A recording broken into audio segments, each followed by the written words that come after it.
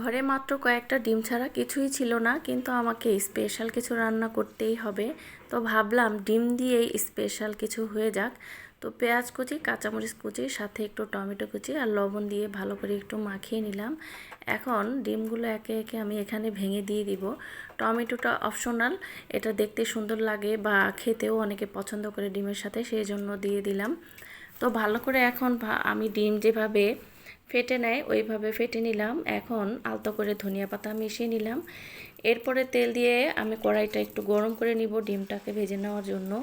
তো ডিম ছেড়ে দিলাম বেশ কিছুটুকু, যেন কড়াইটা ছড়িয়ে ভরে যায়। তো একটুখানি ওয়েট করব ডিমটা যেন একটু ভাজা হয়ে কালার চলে আসে। এই যে ভাজা না হতে উল্টাতে গেলে ভেঙে যাবে।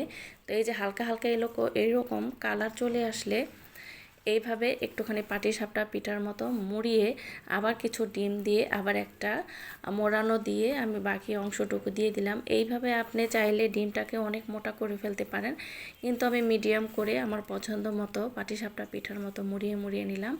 তো এরকম চাইলে 3টা 4টা তৈরি করে রান্না করতে পারেন, অথবা 2টা ডিম দিয়ে 1টা ডিম দিয়েও এটা রান্না করতে পারেন। তো এখন আমার পছন্দ অনুযায়ী, মেম্বার সংখ্যা অনুযায়ী ডিমগুলো কেটে কেটে পিস করে নিব। আরও ছোট বড় করা যেতে পারে, এটা সম্পূর্ণই নিজের ইচ্ছা। তবে পিসগুলো বেশি বড় না করলে ভিতরে মশলা লবণ ঢুকবে, খেতে ভালো লাগবে। যেহেতু পেঁয়াজ মরিচ দিয়ে ভেজেছি ডিমটা লবণ দিয়ে, তারপরেও মশলা ঢুকলে ভালো লাগবে। তো পিসগুলো আমি তুলে নিলাম আর একটুখানি ভেজে কালার করে নিয়েছি কিন্তু। তো সবগুলো পিসে আমি একটা একটা করে তুলে নিচ্ছি। তো এখন প্যানে আবার একটুখানি তেল দিয়ে আমি পেঁয়াজ ভেজে নিচ্ছি মশলা কষানোর জন্য। এটা শুধু পেঁয়াজ দিয়ে দো পেঁয়াজিও করা যেতে পারে। তো পেঁয়াজের তো খুব দাম বেশি এখন, আর সেজন্য আমি ভাবলাম আলু দিয়ে রান্না করি। আলুটাও বাচ্চারা অনেক বেশি পছন্দ করে। তো ডিম ভুনা করার জন্য হলুদ গুঁড়া, মরিচ গুঁড়া আর একটু ধনিয়া গুঁড়া দিয়েছি। মশলাটা কষানো হয়ে গেলে আলুগুলো এইভাবে আমি পয়সার মতো করে স্লাইস করে কেটে নিয়েছি, যেন একটু স্পেশাল আলাদা আলাদা লাগে। বাচ্চাদের কাছে যে কোনো খাবার একটু নতুন নতুন আলাদা লাগলে সেটাকে তারা স্পেশাল মনে করে।